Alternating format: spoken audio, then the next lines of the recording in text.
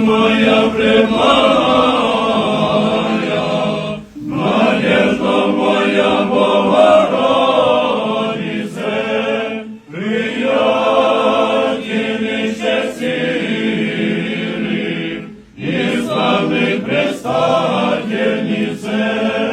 смотрящих радостей, обидимых покровительнице,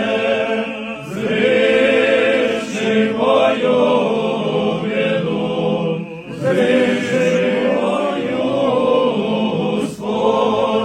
помози меня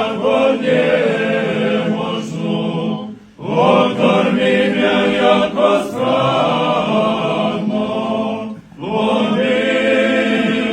мою греси,